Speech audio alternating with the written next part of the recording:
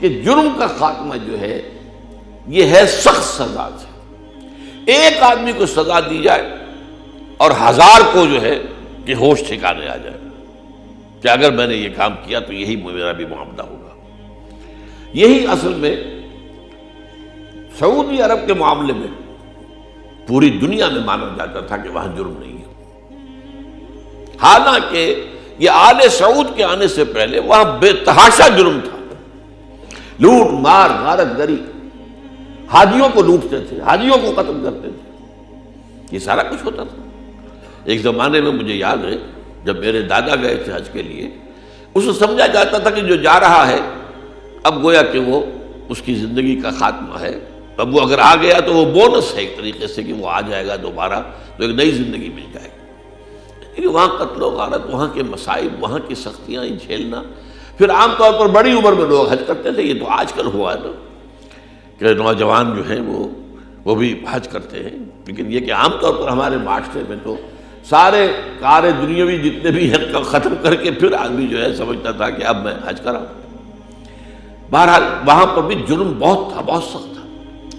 لیکن جب یہ آل سعود کی حکومت ہوئی ہے، اور یہ آل سعود کی حکومت اصل میں ایک مشترک حکومت تھی،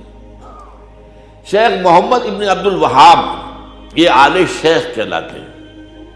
اور یہ آل سعود کہلاتے ہیں، یہ 2 قبیلوں کا اشتراک ہوا آپس میں۔ محمد ابن عبد الوہاب کی اولاد اور ان کے درمیان یہ معاہدہ ہوا کہ ہم مل جل کر محنت کرتے ہیں اور ایک حکومت قائم کرتے ہیں، اس کی حکومت آل سعود کے پاس رہے گی، حکومت کا انتظام، دینی معاملہ آل شیخ کے پاس رہے گا، آل شیخ، شیخ محمد ابن عبد الوہاب ان کے خاندان کے پاس۔ تو آل شیخ اب بھی کبھی کبھی آپ ابھی دیکھیے یہاں پر جو ابھی خطبہ دیا تھا اس حج کا تو ان کے ساتھ موجود تھا نا آل شیخ، یہ آل شیخ میں سے ہے، محمد ابن عبد الوہاب کی اولاد میں سے۔ تو انہوں نے وہاں شریعت نافذ کی، اور جب شریعت نافذ کی، چوری پر ہاتھ کٹا، چوری ختم۔ پھر کلیکٹو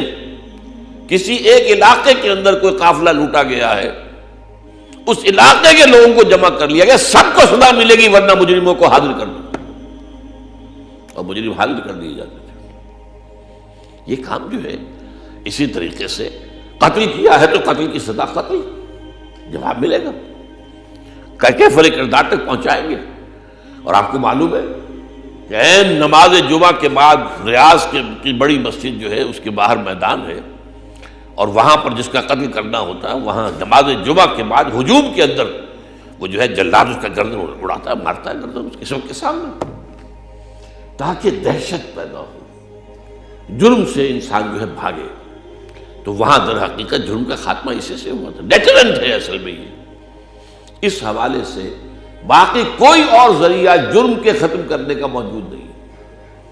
اگر آپ تعلیم سے سمجھیں کہ جرم ختم ہو جائے گا تو تعلیم کا معیار جو ہے امریکہ سے اوپر کسی قوم کا جا نہیں سکتا۔